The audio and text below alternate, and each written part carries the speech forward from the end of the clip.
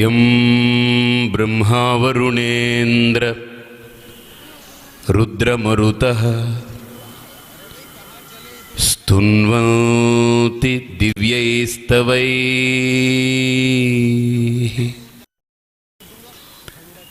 वेदैः साङ्गपदक्रमोपनिषदैः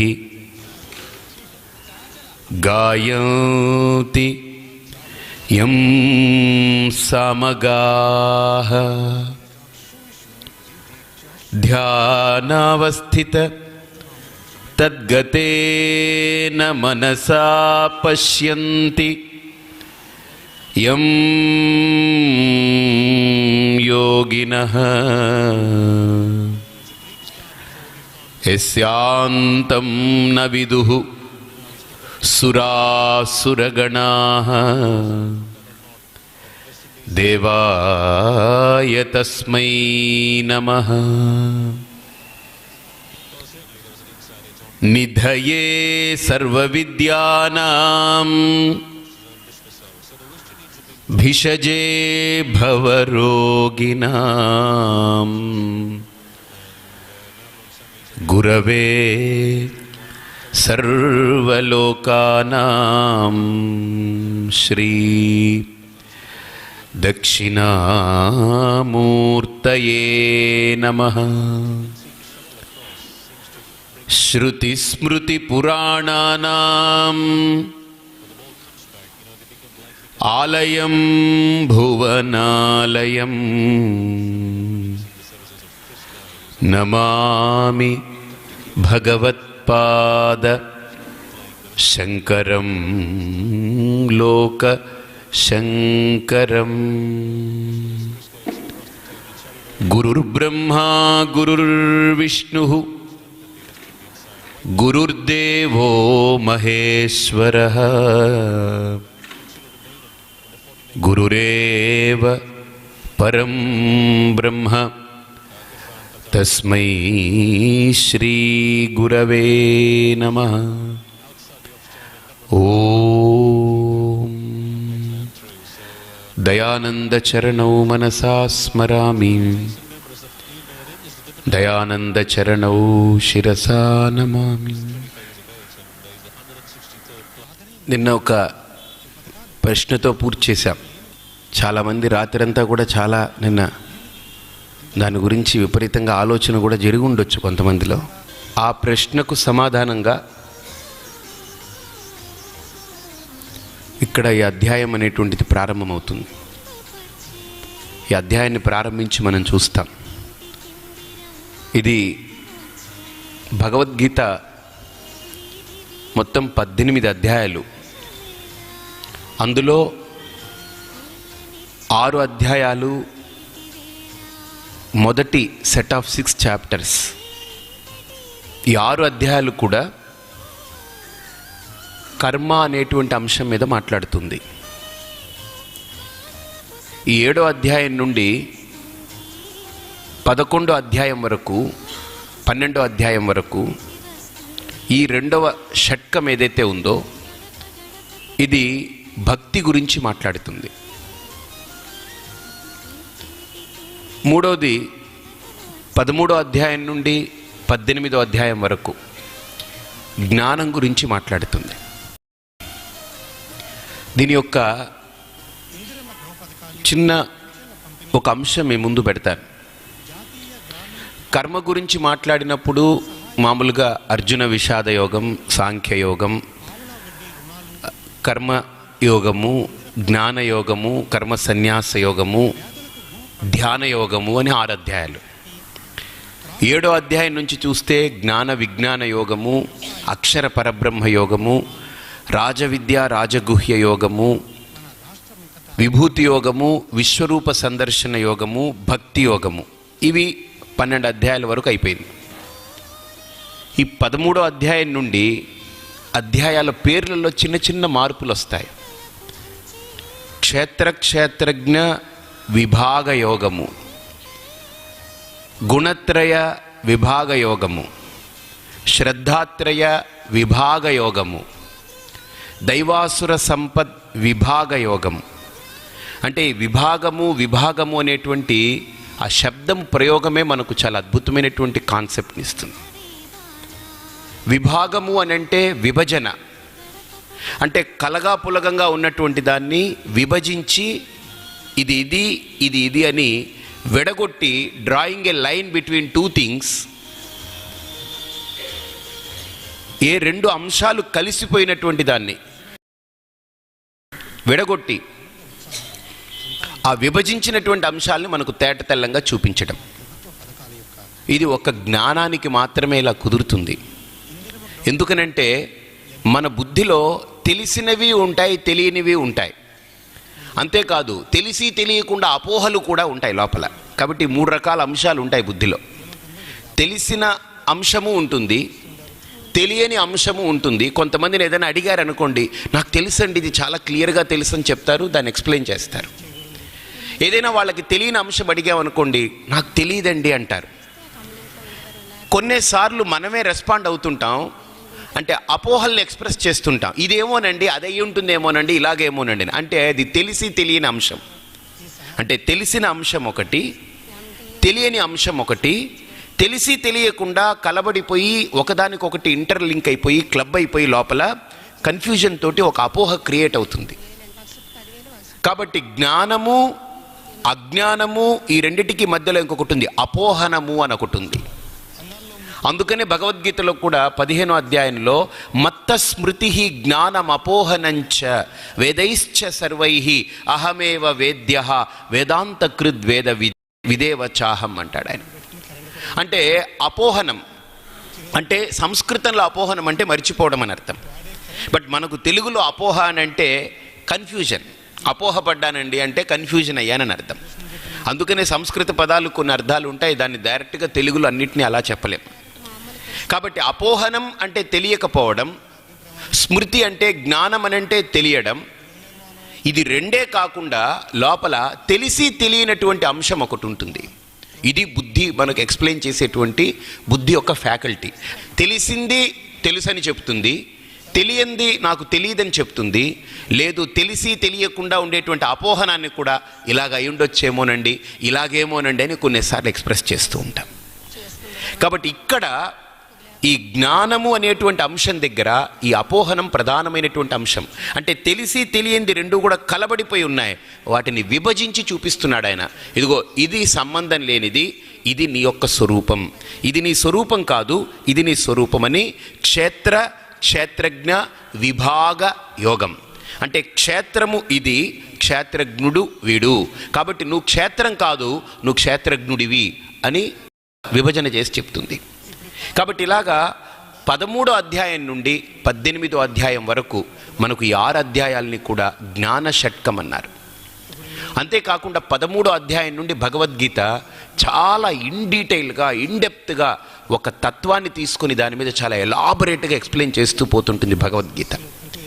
in fact ఒక రకంగా చెప్పాలంటే భగవద్గీత 12 అధ్యాయాల వరకు జ్ఞానాన్ని అక్కడక్కడ బోధించినప్పటికీ జ్ఞానాన్ని ప్రతి అధ్యాయంలో బోధించాడు. భగవద్గీతలో పరమాత్మ ఈ అధ్యాయంలో జ్ఞానం లేదు, ఈ అధ్యాయంలో ఇది లేదని లేదు. ప్రతి అధ్యాయంలో కర్మ గురించి చెప్పారు, భక్తి గురించి చెప్పారు. జాగ్రత్తగా వినండి. జ్ఞానం గురించి ఎక్స్ప్లెయిన్ చేశారు. ప్రతి అధ్యాయంలో కర్మ, భక్తి, జ్ఞానం 3 అంశాలు చర్చించారు.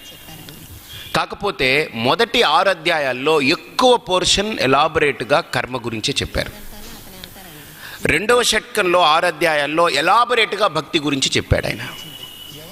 3వ షట్కంలో ఎలాబొరేట్గా పూర్తి ఎక్కువ శ్లోకాలని జ్ఞానానికే కేటాయించారు ఆయన. అయితే ఇక్కడ ప్రధానమైనటువంటి అంశం ఏంటంటే 7వ అధ్యాయంలో జ్ఞాన విజ్ఞాన యోగం అనేటువంటి పేరుతోటి ఈ అధ్యాయం అంతా నడుస్తుంది. మీకు ఒక కాన్సెప్ట్ చెప్తాను. నేను ఒక కర్మ చేయాలన్నా జ్ఞానం ఉండాలి.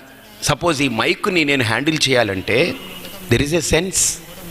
నేను ఈ మైక్ని ఇక్కడ కొంతమంది మనం చూస్తుంటాం, మాట్లాడేటప్పుడు మైక్ ఇలా పెట్టుకుంటుంటారు, కొన్నిసార్లు మర్చిపోయేటో మైక్ ఇలా వెళ్ళిపోతుంటుంది, మాట్లాడుతూ ఉంటారు, మాటలు దాంట్లో వినపడవు సరిగ్గా. ఏమంటే కొద్దిగా నేరుగా పెట్టుకోండి అని చెప్పవలసి వస్తుంది.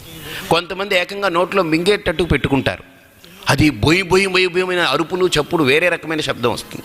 కొంతమంది దూరంగా పెట్టి చెప్పుకుంటూ పోతుంటారు, వాళ్ళు పట్టించుకోరు, అవతల వాళ్ళకి వెళుతుందా లేదా అని ఆలోచించరు. అంటే there is a sense for that, this a sense. అంటే you should know how to handle operate this. ప్రతిదాన్ని, దేన్ని, ఏ కర్మ మనం చేస్తున్నా గుర్తుపెట్టుకోండి, నడుస్తున్నాము అని అంటే దెర్ ఈజ్ ఎ జ్ఞానం ఇన్వాల్వ్డ్. దేనైనా ఒకటి చూస్తున్నాము అని అంటే దెర్ ఈజ్ ఎ జ్ఞానం ఇన్వాల్వ్డ్. కాబట్టి ఏ కర్మ మనం చేసినా కర్మకు ఆధారం జ్ఞానం, గుర్తుపెట్టుకోండి. ఇక రెండవది భక్తి అన్నాం. భక్తి కూడా జ్ఞానం లేకపోతే అది మూఢమైపోతుంది, మూఢభక్తి అయిపోతుంది. జ్ఞానం ఉంటేనే ఆ భక్తికి కూడా సార్థకత. అందుకనే కర్మకైనా జ్ఞానం కావాలి, భక్తికైనా జ్ఞానం కావాలి. జ్ఞానం is inevitable for anything at any place. జ్ఞానం అనేది లేకుండా ఏది జరగదు, అసలు ఏది ఒక్క ఇంచ్ ఏది కదలడానికి లేదు. కాబట్టి జ్ఞానానికే ప్రాధాన్యత ఇవ్వబడింది శాస్త్రంలో. కాబట్టి అటువంటి జ్ఞానం గురించి, విజ్ఞానం గురించి చాలా అద్భుతమైనటువంటి వ్యాఖ్యానంతో ఈ అధ్యాయం ప్రారంభమవుతుంది. అసలు జ్ఞానం అంటే ఏంటి, విజ్ఞానం అంటే ఏమిటి అనేటువంటి ఆ రెండిటి మధ్య ఉన్నటువంటి విభజనని చాలా అద్భుతంగా తీసుకొచ్చి ఈ అధ్యాయం మనకు చెప్తుంది. దాని గురించి చూస్తూ మొట్టమొదటి శ్లోకం నాతో పాటు చెప్పండి. అథ సప్తమోధ్యాయః జ్ఞాన విజ్ఞాన యోగః. శ్రీ భగవానువాచ మయ్యాసక్తమనాః పార్థ యోగం యుంజన్మదాశ్రయః అసంశయం సమగ్రం మాం యథా జ్ఞాస్యసి తచ్ఛృణు. ఇక్కడ ఈ అధ్యాయాన్ని బిగినింగ్ సహజంగా ఏంటంటే కొన్ని అధ్యాయాల్లో అర్జునుడు తోటి ప్రారంభమవుతుంది. అర్జునుడు ఒక ప్రశ్న వేస్తాడు, ఇంక అక్కడి నుంచి కృష్ణుడు సమాధానం చెప్పుకుంటూ వెళ్తాడు. కానీ ఈ అధ్యాయంలో అర్జునుడికి అవకాశం ఇవ్వలేదు, డైరెక్ట్గా ఆయనే మొదలుపెట్టాడు. ఎందుకనంటే 6వ అధ్యాయంలో 7వ అధ్యాయానికి కావలసినటువంటి భూమిక అక్కడ పునాది వేశారు ఆయన. ఇక్కడ యోగినామపి సర్వేషాం మద్గతేన అంతరాత్మన శ్రద్ధావాన్ భజతే యోమాం సమేయుక్త తమోమతః. అంటే 6వ అధ్యాయం ఎండింగ్లో చాలా అద్భుతమైనటువంటి పునాది ఏంటనంటే యోగినామపి సర్వేషాం. యోగి అనంటే ఇక్కడ కృష్ణుడు భగవద్గీతలో జడలు పెంచుకున్నవాడు, గడ్డం పెంచుకున్నవాడు, లేకపోతే కాషాయం కట్టినవాడని కాదు యోగి. యోగి దానికి పర్ఫెక్ట్ డెఫినేషన్ ఏంటంటే ఎ మెచ్యూర్డ్ బీయింగ్ ఈజ్ ఎన్ యోగి. యోగి అంటే అర్థం ఏంటంటే సత్యాన్ని అసత్యాన్ని విభజించి అసత్యాన్ని అసత్యంగా సత్యాన్ని సత్యంగా చూడగలిగిన వాడే యోగి. That's it. A clean definition for yogi is a complete matured being is an yogi. అందుకని జడలు గడ్డాలు అవి పెంచుకున్నారు వాళ్ళు. మీరు బాగా ఆలోచించండి, సైంటిస్టులు కూడా ఒక రకంగా యోగులే. ఎందుకనంటే పదార్థం మీద భౌతికంగా వాళ్ళు పరిశోధనలు చేసి చేసి చేసి వాళ్ళు కూడా ఒక యోగిలా మిగిలిపోతారు. వాళ్ళకి భౌతికత అని అంటే వాళ్ళకి ఒక నవ్వులాట కింద ఉంటుంది. నిజంగా ఐన్స్టీన్ లాంటి గొప్ప సైంటిస్టులు, మహాతత్వవేత్తలు వాళ్ళు కేవలం ఏదో పదార్థం మీద పరిశోధన చేశారనుకోకండి.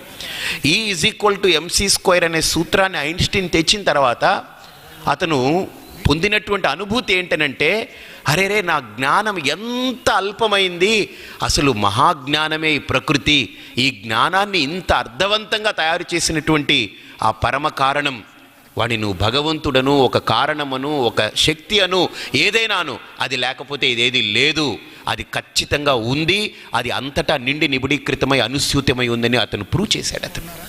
అతను ఎస్టాబ్లిష్ చేశాడు ఆ ఫ్యాక్ట్ని. అటువంటి ఐన్స్టీన్ లాంటి గొప్ప శాస్త్రవేత్తలు కూడా వాళ్ళు, నా లెక్కలో ఐన్స్టీన్ ఈజ్ నాట్ మియర్ ఏ శాస్త్రవేత్త, అతను ఎక్స్ప్లెయిన్ చేసినటువంటి కొన్ని అంశాలని చూస్తుంటే ఆ E=mc² అనేటువంటి సూత్రం మీద కనుక సరిగ్గా విచారణ చేయగలిగితే అసలు మొత్తం ఈ ప్రకృతి యొక్క సారభూతాన్ని అంతా కూడా అప్పచెప్పాడు. మనకు వస్తుంది. మనకి 7వ అధ్యాయంలో చాలా అద్భుతమైనటువంటి సిద్ధాంతాలన్నీ శ్రీకృష్ణ పరమాత్మ చెప్తాడు. అసలు ఈ ప్రకృతి అంటే ఏంటి, ఇది ఎలా ఆవిర్భావమైంది, ఇది ఎలా ప్రళయం అవుతుంది, ఇది పోతే ఎలా వెళ్ళిపోతుంది, అసలు ఎలా ఏ రకంగా మారుతుంది, ఇన్ని పరిణామాలు ఎలా జరుగుతూ వస్తున్నాయి, అసలు ఎందుకు ఆవిర్భావమైంది, వీటన్నిటి అంశాలు ఇక్కడ చెప్పుకుంటూ వస్తారు. జ్ఞాన విజ్ఞానం ఏ ఒక్క సైంటిస్ట్ కూడా, చాలామంది అంటారు సైంటిస్టులు ఏముందండి వాళ్ళు ఏదో ఒక పరిశోధన చేశారు వస్తువు మీద అంతే అని అంటారు.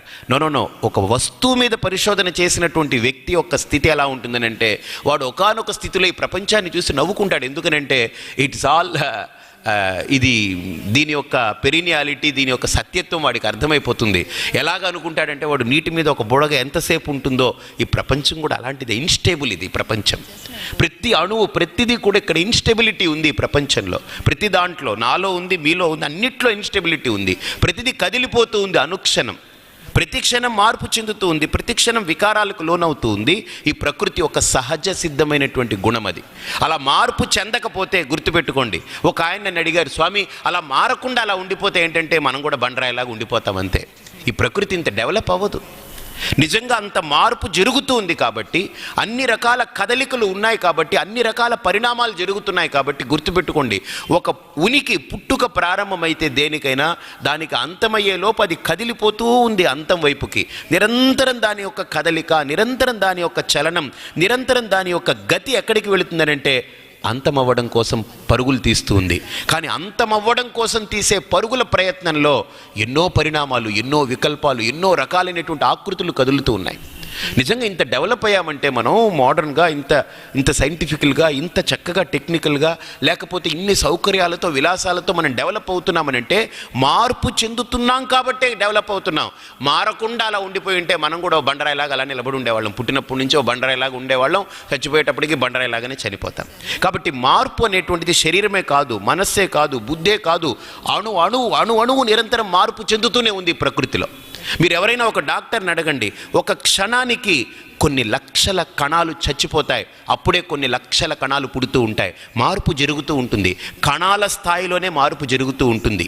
ఆ కణాలే మారిపోతూ ఉన్నాయి అంటే నాకు మూలభూతమైనటువంటి కణాలే అనుక్షణం మారిపోతూ ఉన్నాయి, పరిణామశీలం కలిగి ఉంది. కాబట్టి ఈ లోకానికి ధర్మం ఏంటంటే మార్పు చెందడమే ఈ లోకానికి ధర్మం. ఆ మార్పుని ఎవ్వడూ ఆపలేడు. మార్పు చెందడమే ఈ లోకానికి ధర్మం. అందుకనే మీరు చూడండి, నిన్న ఒకలా ఉన్నాం మనం, ఈరోజు ఒకలా ఉంటాం. ఉదయం ఒకలా ఉంటాం, సాయంత్రానికి ఒకలా మారిపోతాం. ఒక గంట క్రితం ఒకలాగా ఉంటాం, ఇప్పుడు ఒకలాగా ఉంటాం. ఒక 10 నిమిషాల ముందు ఒకలాగా ఉంటాం, ఇప్పుడు ఒకలాగా ఉంటాం. అనుక్షణం మన మానసికంగా మనం మారుతూ ఉన్నాం, శారీరకంగా మారుతూ ఉన్నాం, బుద్ధియుక్తంగా మారుతూ ఉన్నాం. అన్ని రూపాలలో, అన్ని గుణాలలో, అన్ని పదార్థాలలో మార్పు అనేటువంటిది ఇన్ఎవిటబుల్. That's it. దాన్ని ఎవ్వడు ఆ సిద్ధాంతాన్ని ఎవరు కూడా కాదని చెప్పలేరు. కానీ గుర్తుపెట్టుకోండి, ఇన్ని మార్పులు చెందేటువంటి ఈ ప్రకృతికి మారకుండా స్థిరమై ఉండేటువంటి కారణం ఒకటి ఉంది. దాని గురించి ఇప్పుడు పరమాత్మ మనకు ఎక్స్ప్లెయిన్ చేయబోతున్నారు. మార్పు చెందే ఈ ప్రకృతికి మూలభూతమై, కారణమై మారకుండా ఒకటి ఉంటుంది.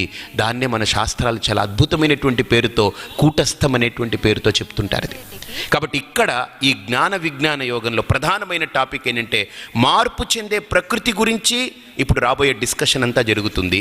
మార్పు చెందనటువంటి మూల కారణమైనటువంటి దాని గురించి మాట్లాడుతుంది. కాబట్టి మార్పు చెందే ప్రకృతి గురించి మనం తెలుసుకోవాలి అని అంటే జ్ఞానం కావాలి, పదార్థజాతమైన జ్ఞానం. మార్పు చెందనటువంటి సత్యం గురించి, శాశ్వతమైన తత్వం గురించి మనం తెలుసుకోవాలి అని అంటే దానికి విజ్ఞానం కావాలి. ఒకసారి ఒక కాలేజీలో స్టూడెంట్స్ని అడ్రస్ చేస్తూ ఉంటే ఒక కుర్రాడు అడిగాడు, Swamiji can you explain what is God అని అడిగాడు. వాడు బాగా మెచ్యూర్డ్ ఫెలో, వాడు ఈజ్ డూయింగ్ సమ్ ఇంజనీరింగ్ ఏదో చేస్తున్నాడు అతను. Swami can you explain what is God అని అడిగాడు. భగవంతుడు అంటే ఏమిటో చెప్పగలరా? నేను ఈ రూపాలను చూశాను, ఈ గుడికి వెళ్ళాను, ఎన్ని చేశాను, బట్ నా మైండ్ ఎందుకో దాన్ని యాక్సెప్ట్ చేయలేకపోతుంది. నా ఇంటెలిజెంట్ ఏంటో, నా యొక్క బుద్ధి దాన్ని యాక్సెప్ట్ చేయలేకపోతుంది. భగవంతుడు అంటే వీటన్నిటికీ అధిగమించి ఉన్నటువంటి వాడే, ఏదో ఒక పరమ కారణంగా నాకు కనిపిస్తుంది. Can you explain what is God అని అడిగాడు. Can you give me a short note for the derivation of God అని అడిగాడు. నేను అన్నాను, an absolute phenomenon is God, that's it. ఏదైతే ఈ లోకంలో మనం విచారణ చేస్తూ చిట్ట చివరికి ఎక్కడికైతే చేరుకుంటే ఇక ఆలోచించడానికి మనస్సు కూడా పనిచేయదు, బుద్ధి కూడా పనిచేయదు, ఇంద్రియాలు పనిచేయవు, అక్కడ ఏది మనకు అర్థం కాకుండా అగమ్యంగా నిలబడిపోతాం. కానీ అది శూన్యం కాదు, అది ఏదో ఒక అనుభవవేద్యమైనటువంటి స్థితి. ఆ స్థితినే పరమాత్మ అని అంటుంది. That is an absolute phenomenon. ఆ స్థితికి వెళ్ళినటువంటి సైంటిస్టులు కూడా పాపం చాలామంది మనం అనుకుంటాం, కానీ ఋషులనే కాదు సైంటిస్టులు కూడా ఒక్క అంశాన్ని తీసుకొని పరిశోధన చేస్తూ చేస్తూ చేస్తూ వెళ్ళిపోయి ఆ స్థితికి వెళ్ళిపోయిన తర్వాత ఇంకా వాళ్ళు మాట్లాడక వాళ్ళ యొక్క పరిశోధనలన్నీ అక్కడే వదిలేసి అలా దేహాన్ని విడిచిపెట్టినటువంటి శాస్త్రవేత్తలు బోల్డ్ మంది ఉన్నారు. లేక ఏం లేదు, కాకపోతే వాళ్ళు చెప్పుకోలేకపోయారు, మాట్లాడలేకపోయారు. That is the difference between Indian rishis and other western philosophers. ఏంటంటే వాళ్ళు పరిశోధన చేసుకుంటూ వెళ్ళి ఆగిపోయారు, మన వాళ్ళు ఆగి ఆ విషయాన్ని అనుభవవేద్యం చేసుకుని వాళ్ళు ఎక్స్ప్లెయిన్ చేయగలిగారు. ఎలాగా? యతో వాచో నివర్తంతే అప్రాప్య మనసా సహ ఆనందం బ్రహ్మణో విద్వాన్. ఒక్క మాటలో చెప్పారు, అయ్యా ఆ స్థితిలో ఇంకా మాట్లాడడానికి మాటలు రావు, ఆ స్థితిలో ఆలోచించడానికి మనస్సు ఉండదు, ఆ స్థితిలో ఇదే అదే అనేటువంటి విభజన చేయడానికి బుద్ధి ఉండదు, దేహము ఉపాధి ఇంద్రియాలు ఇవేవి లేనటువంటి ఆ పరాకాష్ఠ స్థితి, అది ఖచ్చితంగా ఈ బుద్ధితో విచారణ చేస్తూ చిట్ట చివరి స్థితికి చేరుకున్నప్పుడు ఆ స్థితిని అందుకోగలరు ప్రతి వ్యక్తి. ఆ స్థితిని అందుకున్నప్పుడు ఇక ఇటువంటి పరిణామాలు ఇటువంటి వికల్పాలు అక్కడ కనపడవు, అది పరిపూర్ణమైనటువంటి తత్వంగా ప్రతిభాసిస్తుంది అని మన వాళ్ళు ఎక్స్ప్లెయిన్ చేశారు. చెబుతూ ఎంత గొప్ప సిద్ధాంతాన్ని మన వాళ్ళు తీసుకొచ్చారంటే అది నోటితో చెప్పలేము అని చెబుతూ చాలా అద్భుతమైనటువంటి వ్యాఖ్యానం చేసుకుంటూ వెళ్ళారు. దాన్ని మనకు అనిపిస్తుంది మరి నోటితో చెప్పలేనప్పుడు ఇన్ని శాస్త్రాలు ఎలా వచ్చాయండి. నోటితో చెప్పినటువంటి వాళ్ళు ఎక్స్ప్లెయిన్ చేసినటువంటి వాళ్ళ అనుభవానంతా కూడా శాస్త్ర రూపంలో మనకు తీసుకొచ్చినటువంటి ఋషులు ఈ వాక్యాలన్నింటినీ కూడా ప్రమాణభూతంగా చెప్పారు. అది ఎందుకు ప్రమాణమైందో ఎలా అయిందో మీకు చెప్తుంది ఇక్కడ భగవద్గీత. అందుకనే మొట్టమొదటైన కృష్ణుడు అంటున్నాడు, మయ్యాసక్త మనాః పార్థ యోగం యుంజన్ మదాశ్రయ అసంశయం సమగ్రం మాం యదాజ్ఞాస్యసి తచ్ఛృణు. ఇక్కడ కృష్ణుడు చాలా అద్భుతమైనటువంటి పదప్రయోగం చేశాడు. మయి ఆసక్త మనాః పార్థ. మొట్టమొదట దేనైనా తెలుసుకోవాలి అనుకుంటే ఫస్ట్ బేసిక్ ఫండమెంటల్గా ఆ వ్యక్తికి కావాల్సింది నేను తెలుసుకోవాలి అనుకునేటువంటి అంశం పట్ల జిజ్ఞాస కావాలి, ఇష్టత ఉండాలి, దాని పట్ల నాకు అర్హత ఉండాలి. ఇవన్నీ ఉండాలి ఒక వ్యక్తికి. నేను తెలుసుకోవాలనుకునేటువంటి అంశం పట్ల నాకు అర్హత ఉండాలి, నేను దాన్ని తెలుసుకునేదానికి నాకు దానికి తాహత్తు ఉండాలి, దానికి సామర్థ్యం ఉండాలి, అర్హత ఉండాలి. ఇక రెండవది నాకు దాని పట్ల ఇష్టత ఉండాలి, దాన్ని తెలుసుకోవాలనేటువంటి కుతూహలం ఉండాలి. మూడవది జిజ్ఞాస ఉండాలి. ఆ జిజ్ఞాస, ఆ ఇష్టత, ఆ అర్హత, ఈ మూడు ఉండాలి. అలాగని ఈ లోకంలో నేను ఒక చిన్న ప్రశ్న వేస్తాను మీ అందరికీ, అంటే నేను కూడా వేసుకోవాలి ఆ ప్రశ్న, మీరు వేసుకోవాలి, అందరం వేసుకోవాలి. మనం రోజు దేవుడి దగ్గర కూర్చుంటాం, గుడిగా చిన్నది ఏదో మనం మందిరం మన ఇంట్లో పెట్టుకుని. నాతో ఒక ఆయన చాలా స్వచ్ఛంగా చెప్పారు, స్వామి నేను ఉదయం దేవుడి దగ్గర కూర్చుని ఫోటో ఎదురుగుండా చిన్న విగ్రహం ఉంది కూర్చుని పూజ చేస్తాను, కానీ నాకు కలిగే అనుభవం నేను చెప్తాను స్వామి, నాకు కరెక్ట్ చేయండి. నేను బాత్రూంలో స్నానం చేసేటప్పుడు నీళ్లు తీసుకుంటున్నా, పోసుకుంటున్నా, రుద్దుకుంటున్నా, తుడుచుకుంటున్నా, బట్టలు వేసుకుంటున్నా, నా మనసు ఎక్కడికి పోదు. స్నానం చేసే దాని మీద మనస్సు ఉంటుంది, నా శరీరాన్ని చూసుకుంటాను, చక్కగా స్నానం చేస్తాను, బట్టలు వేసుకుంటాను, ముఖం మీద చక్కగా తుడుచుకొని బొట్టు పెట్టుకున్నప్పుడు నాకు మనసు ఎక్కడికి వెళ్ళదు. అలాగనే టిఫిన్ ప్లేట్ పట్టుకొచ్చి ఇడ్లీ చట్నీ అది పెడితే చక్కగా చట్నీ చూసి ఆస్వాదించి మనసు ఎక్కడికి వెళ్ళదు. కప్పులో టీ ఉంటే ఎక్కడికి వెళ్ళదు, పేపర్ చదువుతుంటే మనసు ఎక్కడికి వెళ్ళదు, పడుకుంటే మనసు ఎక్కడికి వెళ్ళదు, టీవీ చూస్తున్నప్పుడు మనసు ఎక్కడికి వెళ్ళదు. ఏం చేస్తున్నా మనసు దాంట్లో నిమగ్నమై ఉంటుంది. కానీ దేవుడి దగ్గర ఎదురుగుండా కూర్చుని పూజా పాత్రలంతా సర్దుకుని కూర్చుని పూజ మొదలు పెట్టేటప్పుడు ముందు శుక్లాంబరధరం మొదలు పెట్టానంటే అది ఎక్కడికి వెళ్ళిపోయి ఉంటుంది. ఇది సు అనగానే అది ఇస్సని ఎక్కడికి ఎగిరిపోయి ఉంటుంది. అది ఇది ఏమిటో స్వామీజీ, నేను ఒక 15-20 నిమిషాలు పూజ చేస్తాను, నా ప్రయత్నం వల్ల పూజలో అలా వెళ్ళిపోతుంది, మళ్ళీ ఒక 2 నిమిషాల తర్వాత నేను పూజ చేస్తున్నాను దేవుడికి, అలా కాదు నా మళ్ళీ ఐ హ్యావ్ టు కాన్సన్ట్రేట్ అని మళ్ళీ బలవంతంగా నా మనసును తీసుకొచ్చి అక్కడ పెడుతున్నాను. నేను ఇలా ప్రతిరోజు చేస్తున్నాను స్వామీజీ, కానీ ఏమిటో నాకు అర్థం కావట్లేదు.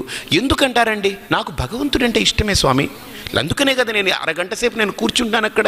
ఇష్టం లేకపోతే నాన్ సెన్స్ అని తీసి పారేస్తాను. నాకు భగవంతుడు అంటే ఇష్టమే, కానీ ఎందుకో నేను కూర్చుని పూజ ప్రారంభం శుక్లాం అనే దాంట్లో సు అనే శబ్దం అనగానే ఎగిరిపోతుంది అంతే, మనస్సు అంతే, మొట్టమొదటి అక్షరానికే ఎగిరిపోతుంది. ఎందుకు అవుతుంది అంటున్నారు అన్నాడు. నేను చెప్పాను అవగాహన రాహిత్యం, దట్స్ ఇట్. నీకు అవగాహన లేదు. ఇప్పుడు ఇడ్లీ అంటే నీకు ఒక టేస్ట్ తెలుస్తుంది, అబ్బా టేస్ట్ని నువ్వు మొన్న ఇడ్లీ చెన్నైలో ఇడ్లీ పెట్టారు స్మూత్గా ఉంది, ఇక్కడ ఆంధ్రాలో ఇడ్లీ ఇలా ఉంటుంది, ఇంకో చోట ఇలా ఉంటుంది, you have a feeling. Therefore you can experience it. స్నానం చేసేటప్పుడు నీళ్లు పోసుకుంటూ చక్కగా రుద్దుకుంటూ ఒక ఫీలింగ్ కలుగుతుంది. Then you can enjoy it, you can experience it. నీ మనస్సు ఉంటుంది. బొట్టు పెట్టుకుంటున్నప్పుడు నీకు ఒక ఫీలింగ్, అబ్బా అందంగా ఉంది, నేను బొట్టు పెట్టుకున్నాను, చాలా బాగుంది, గుండ్రంగా ఉంది, దీన్ని ఇలా సవరించుకోవాలి. You have a feeling.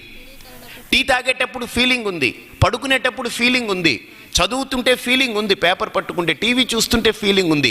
కానీ భగవంతుడి దగ్గర కూర్చున్నప్పుడు నీకేమైనా ఫీలింగ్ ఉందా? ఏమీ లేదండి. That is the problem. మనస్సు ఏం కోరుకుంటుందంటే, మనస్సు ఇప్పుడు చూడండి, ప్లగ్ పెట్టాలంటే అక్కడ హోల్డర్ ఉండాలా లేదా అండి? పిన్ ఉండాలా? హోల్స్ ఉన్నటువంటి హోల్డర్ ఉండాలా? ఏమీ లేకుండా గోడ దగ్గరికి పట్టుకెళ్ళి ఇలా ప్లగ్ ఇలా పెడుతుంటే అదేమన్నా నిలబడుతుంది? అక్కడ నిలబడదు. నీ మనస్సు కూడా నువ్వు చేసేటువంటి పూజలో నిలబడడానికి అక్కడ హోల్డర్ ఏంటి? హోల్డర్ అంటే ఏంటి అర్థం? That which holds. అలాగని నీ మనస్సుని హోల్డ్ చేయడానికి, అక్కడ నీ మనస్సుని నిలిపి ఉంచడానికి అక్కడ ఏమిటుంది? నీకు ఒక అనుభవం ఏమన్నా ఉందా? నీకు ఏం లేదు. పూలు తీసుకుంటున్నావు, కేశవాయ నమః, నారాయణ నమః, మాధవాయ నమః, గోవిందాయ నమః, విష్ణువే నమః, మధుసూదనాయ నమః. అలాగనే రోజు గురువుగారు చెప్పారు, విష్ణు సహస్రనామం చేయమన్నారు, చేస్తూ ఉన్నాం. విశ్వం విష్ణుర్వషట్కారో భూత భవ్యభూత ప్రభు భూత భృద్భావో భూతాత్మ భూతపావన భూతాత్మ పరమాత్మ చ ముక్తానాం పరమాగతి. ఎందుకంటే అది నోటికి కూడా అలవాటైపోయింది, రోజు చేసి. ఇక పుస్తకం కూడా అక్కర్లేదు, ఇప్పుడు నోటికి వచ్చేసింది. ఇన్ఫ్యాక్ట్ ఇంకొకటి ఏంటంటే, గొప్ప ఘోరం ఏంటంటే, నోటికి అలవాటు అయ్యేదాకైనా కనీసం కళ్ళు పుస్తకం మీద ఉంటుంది, ఎంతో కొంత నిలబడుతుంది. నోటికి వచ్చిన తర్వాత చెప్పాలి, ఇంకా మనసుకి ఇంకా మొత్తం ప్రపంచంలో మొత్తం తిరగడానికి చాలా గొప్ప అవకాశం అది. ఏదైనా నోటికి వచ్చిన తర్వాత చూడండి, వాళ్ళకి అసలు మనసు నిలబడదు. ఎందుకని? నోటికి వచ్చేస్తుంది. విశ్వం విష్ణుర్వషట్కారో భూతభవ్యభూత భూతకృత్ భూతబుద్భావో భూతాత్మ భూతభావన భూతాత్మ పరమాత్మ చ ముక్తానాం పరమాగతి. అవ్యయ పురుష సాక్షి క్షేత్రజ్ఞో క్షర ఏవ చ వేదో వేదవిదవ్యంగో వేదాంగో వేదవిత్ కవి లోకాధ్యక్ష సురాధ్యక్షో ధర్మాధ్యక్ష కృతాకృత వెళ్తూ ఉంటుంది. బికాస్ మీరు ఏమి 20 నిమిషాలు పారాయణం చేయాలనుకున్నారో భగవంతుణ్ణి, మీకు నోటికి వచ్చేసింది. మీకు కంటితో పని లేదు, ఇప్పుడు చేత్తో పని లేదు, మీ శరీరంతో ఏం పని లేదు. కానీ శరీరం ఊరుకోదు, అన్ని పనులు చేస్తూ ఉంటుంది. అది నా మనస్సు నిలబడదు. కారణం గుర్తుపెట్టుకోండి, మన నోటితో పారాయణం చేస్తున్నామే కానీ మనస్సులో ఆ అనుభవం, ఆ ఫీలింగ్ లేదు, లోపల అనుభూతి లేదు.